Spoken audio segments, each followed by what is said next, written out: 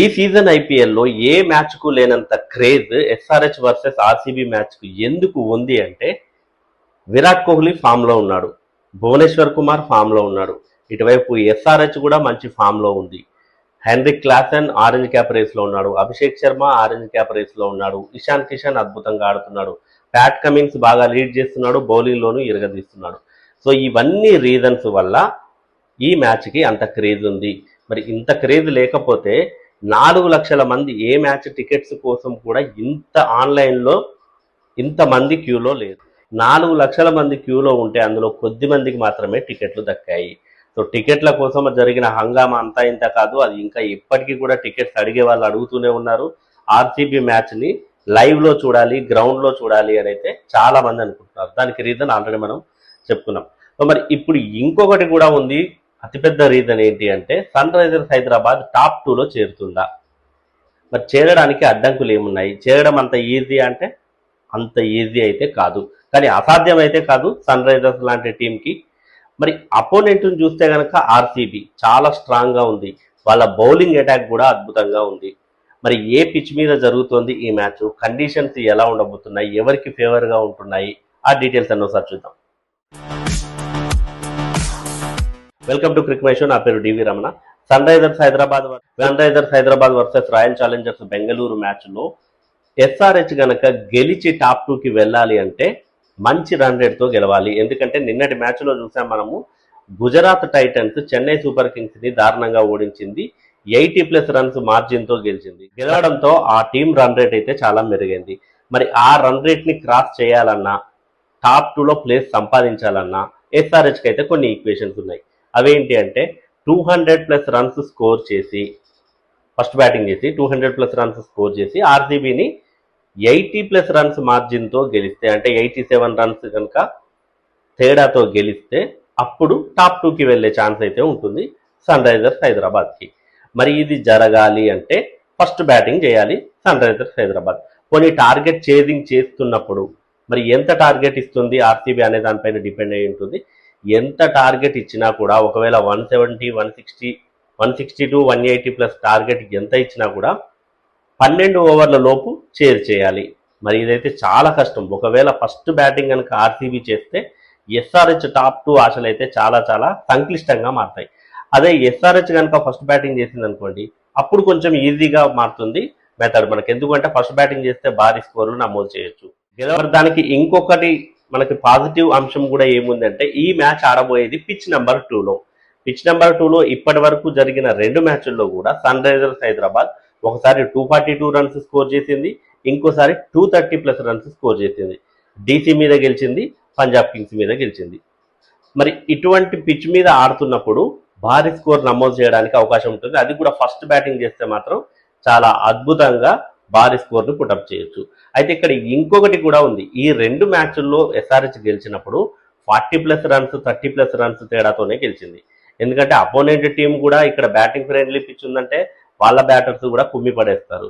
మరి ఆర్సీబీలో చూస్తే కనుక ఇప్పుడు అద్భుతమైన బ్యాటర్స్ ఉన్నారు. ఎస్పెషల్లీ విరాట్ కోహ్లీ గురించి మాట్లాడుకోవాలి. తను 500+ రన్స్ స్కోర్ చేసి ఉన్నాడు, ఆరెంజ్ క్యాప్ రేస్లో తను కూడా ఉన్నాడు. ఒక సెంచరీ చేస్తే మాత్రం అద్భుతంగా ఉంటుంది. సెంచరీ అని ఎందుకు అన్నాను అంటే, ఇప్పటి వరకు ఎస్ఆర్హెచ్ వర్సెస్ ఆర్సీబీ మధ్య జరిగిన మ్యాచ్ల్లో, అంటే ఎంటైర్ ఐపీఎల్ హిస్టరీలో 5 సెంచరీలు నమోదయ్యాయి. ఆ 5 సెంచరీల్లో ఒక సెంచరీ విరాట్ కోహ్లీ నుంచి వచ్చింది, ఆర్సీబీ నుంచి వచ్చిన ఏకైక సెంచరీ అదే. మిగతా 4 సెంచరీలు ఎస్ఆర్హెచ్ వాళ్ళు చేసినవే. Jonny Bairstow and David Warner ఒకే మ్యాచ్లో ఒకే ఇన్నింగ్స్లో చేశారు 2 సెంచరీలు 2019లో. ఆ తర్వాత హెన్రిక్ క్లాసెన్ చేశాడు 2024, 23 అనుకుంటాను.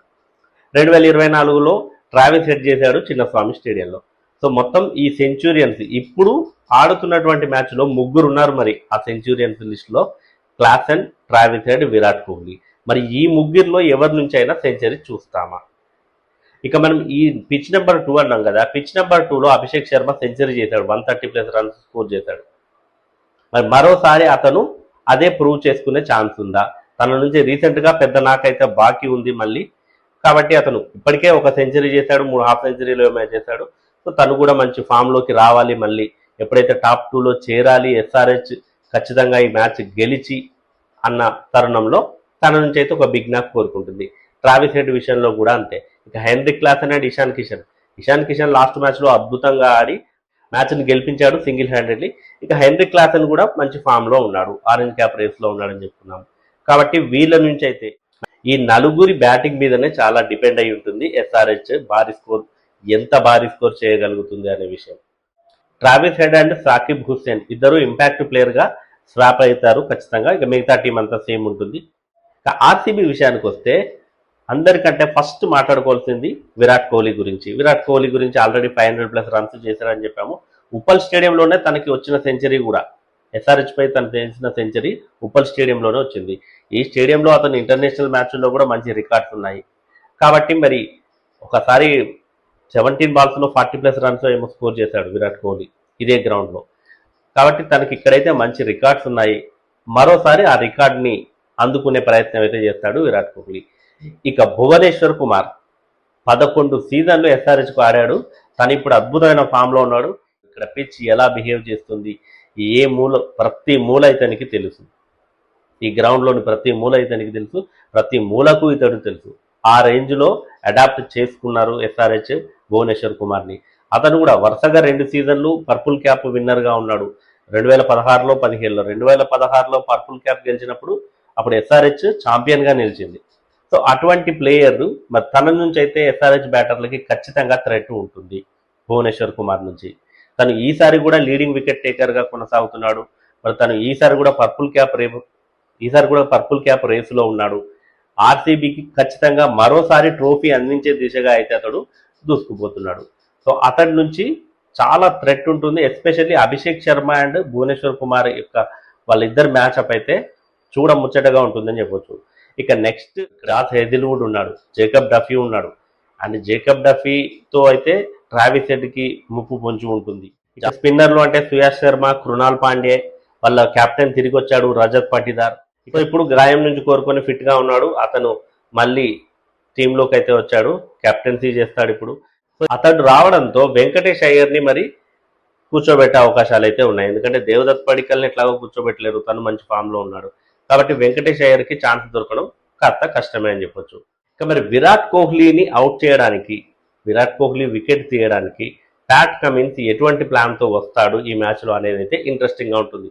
గత 2-3 మ్యాచ్ల్లో మనం చూసాము ప్యాట్ కమిన్స్ ఎప్పుడైతే తను ప్లాన్ని ఎగ్జిక్యూట్ చేస్తున్నాడో అద్భుతంగా వికెట్లు అయితే వస్తున్నాయి. వికెట్ కావాలనుకున్నప్పుడల్లా ప్యాట్ కమిన్స్ బాల్ తీసుకుంటున్నాడు, తనే టీంకి వికెట్ అందిస్తున్నాడు. మరి ఈసారి కూడా ఆ అవుట్ సైడ్ ఆఫ్ స్టంప్ ఏదైనా ప్లాన్ వేసి విరాట్ కోహ్లీ వికెట్ తీసుకుంటాడా? సో మిగతా బౌలర్లు కూడా మరి ఎటువంటి ప్లాన్స్తో వస్తారనేది అయితే ఇంట్రెస్టింగ్గా ఉండబోతుంది. మొత్తానికి మరి పిచ్ నెంబర్ 2లో ఆడుతున్నారు కాబట్టి ఒక హై స్కోరింగ్ గేమ్ అయితే ఎక్స్పెక్ట్ చేయొచ్చు. మరి ఎస్ఆర్హెచ్ ఫస్ట్ బ్యాటింగ్ చేయాలని అయితే కోరుకోవాలి ప్రతి ఒక్కరు కూడా, ఎస్ఆర్హెచ్ అభిమానులు ఎస్పెషల్లీ. ఎందుకు అంటే అలా చేస్తే టాప్ 2లోకి వెళ్ళే అవకాశం అనేది కొంతలో కొంత మెరుగ్గా ఉంటుంది, ఆ ఛాన్సెస్ అనేవి కొంచెం ఎక్కువగా ఉంటాయి. సో ఏది ఏమైనప్పటికీ కూడా ఖచ్చితంగా ఈ మ్యాచ్లో గెలవాలనే 2 టీమ్స్ చూస్తాయి. ఆర్సీబీ కూడా తమ టాప్ పొజిషన్ అలాగే కొనసాగించాలని చూస్తుంది. 20 పాయింట్లు సాధించాలని అయితే వాళ్ళు ఖచ్చితంగా ఆరాటపడతారు, ఎందుకంటే వాళ్ళు ఆడుతున్నటువంటి గేమ్ అలా ఉంది. కానీ ఇక్కడ ఉంది ఎస్ఆర్హెచ్ కాబట్టి ఎస్ఆర్హెచ్ కూడా టాప్ 2లో చేరాలి అనుకుంటుంది. కాబట్టి వాళ్ళు కూడా ఆ పాయింట్లు 18 పాయింట్స్కి అయితే రీచ్ అవ్వాలని చూస్తూ ఉంటారు. మొత్తానికైతే ఇంట్రెస్టింగ్ మ్యాచ్ జరగబోతుంది. మరి ఈ మ్యాచ్లో ఎవరి నుంచి అయినా సెంచరీ చూస్తామా, ఏదైనా హ్యాట్రిక్ అయితే ఇప్పటివరకు చూడలేదు ఏ గేమ్లో. మరి ఈ మ్యాచ్లో ఏ బౌలర్ నుంచి అయినా హ్యాట్రిక్ చూసే అవకాశం ఉందా? అది కూడా ఉప్పల్ లాంటి పిచ్లో హ్యాట్రిక్ అనేది కొంచెం కష్టమే. అయినప్పటికీ కూడా అన్నీ జరిగాయి ఇప్పటివరకు. ఆ సూపర్ ఓవర్ జరిగింది, సెంచరీలు మోగాయి. సో మరి ఈ మ్యాచ్లో సన్ రైజర్స్ హైదరాబాద్ గెలిచి టాప్ 2లోకి వెళ్తుందా, లేదా గెలిచి ఎలిమినేటర్ ఆడే అవకాశం ఉందా? మీరేమనుకుంటున్నారో కమెంట్ చేయండి.